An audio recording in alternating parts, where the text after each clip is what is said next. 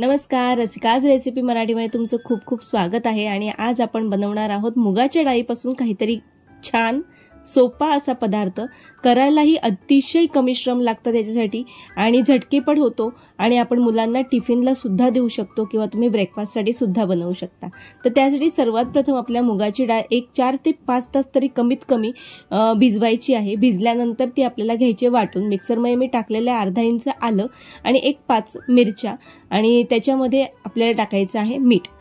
थोडंसं एक अर्धा ग्लास पाणी टाकून आपल्याला याला पूर्णपणे बारीक करून घ्यायचं आहे आणि आपलं हे डोशाचं जे बॅटर आहे ते रेडी झालेलं आहे। आपण आज मुगाचे डोसे बनवणार आहोत आणि त्याच्यामध्ये आपण एक फिलिंग सुद्धा टाकणार आहोत। तर फिलिंग सुद्धा खूप छान असणार आहे, टेस्टी असणार आहे, मुलांना अतिशय आवडेल। हे अशा प्रकारची कन्सिस्टन्सी आपल्याला हवी आहे की जेणेकरून छान असे डोसे निघतील। ह्याच्यामध्ये दुसरं काहीही ऍड करायचं नाही आपल्याला। आपलं डोस्याचं बॅटर झालंय रेडी। आता हे आपण साइडला ठेवून द्यायचं आणि आपल्याला बनवायचं आहे याच्यावरती जे आपल्याला फिलिंग टाकायचंय ते।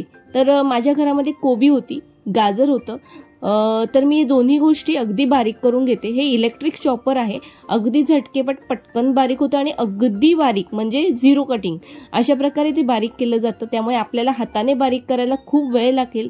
तर अशा प्रकारचं कटिंग करायचं असेल तर ही मशीन अतिशय उपयुक्त आहे, जी आपल्याला Amazonवरती अतिशय इझिली अवेलेबल होते। सो ह्या चॉपरने मी भाज्या अगदी बारीक करून घेतलेल्या आहेत। याच्यामध्ये मी गाजर आणि कोबीचा वापर केलेला आहे। शिमला मिरची जर घरामध्ये असेल तर तुम्ही शिमला मिरची सुद्धा याच्यामध्ये वापरू शकता। फ्लावर आपण याच्यामध्ये वापरू शकतो। तर मी दोनच गोष्टी घेतलेल्या आहेत। आता याच्यामध्ये पनीर टाकते मी, म्हणजे मुलांना कसं अगदी छान आवडतं पनीर ना, म्हणून याच्यामध्ये पनीरचा वापर करते। पनीर भरपूर प्रमाणात टाकते मी।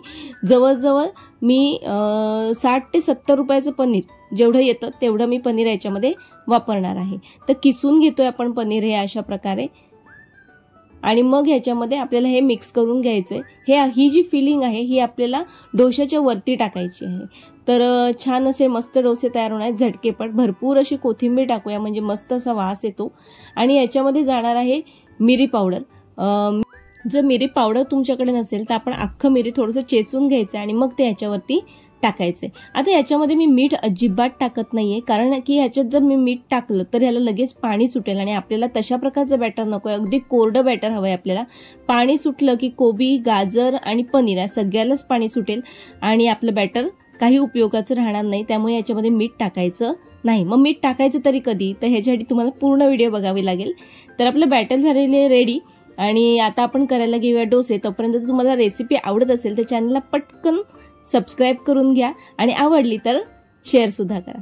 तर याच्यामध्ये मी पॅन तापत ठेवलं होतं, पूर्णपणे पॅन व्यवस्थित तापून द्यायचं। थोडंसं एक अर्धा पळी तेल टाकलं होतं मी त्याच्यावर आणि मग त्याच्यावर पाणी टाकलं आणि मग हे एका फडक्याने आपण पुसून घ्यायचं आणि मग त्याच्यावरती आपलं हे डोश्याचं बॅटर असं डोसे जसे आपण फिरवले जातात त्या प्रकारे आपल्याला हे फिरवायचंय, पातळ करायचंय। गॅस जो आहे तो आता फ्लेम अगदी बारीक आहे आणि याच्यावरती आपण जे फिलिंग तयार केलं होतं ते फिलिंग आपल्याला अशा प्रकारे पसरवायचं आहे। हे चमच्याने नसेल जमत तर आपण हातानेच पसरवूया। तर हाताने व्यवस्थित इव्हनली असं पसरवलं जातं। तर हाताने पसरवून घेतल्यानंतर एकतर हा डोसा जो आहे हा मुगाचा आहे, प्लस याच्यामध्ये भाज्या आहेत, त्यामुळे हे पौष्टिकही आहे। त्यामुळे डाएटवाल्यांसाठी सुद्धा उपयुक्त आहे। मुलं जर भाज्या खात नाही तर त्यांच्यासाठी अतिउत्तम आहे। टिफिनसाठी अगदी उत्तम देऊ शकतो आपण। आणि शिवाय घरामध्ये जर आपल्याला ब्रेकफास्टसाठी हवं असेल तर आपण अशा गरम गरम छान पटकन होणाऱ्या रेसिपीज तर नक्कीच करू शकतो। तर हे चमच्याला मी थोडंसं तेल लावलं होतं आणि अशा प्रकारे जे फिलिंग आहे ते दाबून दाबून घेतलेलं आहे आणि आता मी टाकलेलं आहे याच्यामध्ये मीठ। तर मीठ आपल्याला थोडंसं भुरभुरायचं याच्यावरती, कारण ऑलरेडी डोशाच्या बॅटरमध्ये आपण मीठ टाकलेलं आहे। आणि कडा अशा साईडने थोडे सोडवत घ्यायच्या। सोडल्यानंतर मग याला आपल्याला पलटी मारायची। ह्याला दोन्ही बाजू आपल्याला शिजवून घ्यायची। जनरली डोशामध्ये आपण दुसरी बाजू शिजवत नाही, पण मी याला दोन्ही बाजू शिजवून घेणार आहे, कारण की याच्यामध्ये कोबी वगैरे आहे तर थोडासा उग्रवास येऊ नये म्हणून मग आपण दोन्ही बाजू व्यवस्थित शिजवून घ्यायच्या आहेत। पलटल्यानंतर अशा प्रकारे थोडंसं चमचा फिरवून त्याला सेट होऊन द्यायचं व्यवस्थित, म्हणजे फिलिंग जी आहे ती त्याला चिकटलेली राहील आणि मग नंतर पुन्हा कालथा असा व्यवस्थित घालून त्याला मग पलटायचंय। तर बघा दोन्ही साईडनी छान डोसा आपला झालेला आहे रेडी। तर याला असं करायचंय फोल्ड आणि मग खायला रेडी झालेलं आहे। ह्याच्यासोबत तुम्ही खोबऱ्याची चटणी बनवू शकता, केचप इवन, म्हणजे जर चटणी बनवायला टाईम नसेल तर आपण केचप, कोथिंबीर, पुदिन्याची चटणी आपण ह्याच्यासोबत खाऊ शकतो. सो डोसा बघा अगदी क्रिस्प, मस्त, छान, टेस्टी झालेला आहे आणि सर्विंगसाठी सुद्धा रेडी आहे. तुम्हाला कशी वाटली ही रेसिपी? जर आवडली असेल तर चॅनलला नक्की सबस्क्राईब करा. तर याला अशा प्रकारे आपण तुकडे करू शकतो आणि मस्त, खूप टेस्टी, नवीन काहीतरी आणि छान लागतं. ही रेसिपी तुम्ही नक्की करून बघा आणि आवडली असेल तर कमेंट करून मला नक्की सांगा की तुम्हाला ही रेसिपी कशी वाटली. चला भेटूया नेक्स्ट व्हिडिओमध्ये. तोपर्यंत बाय बाय.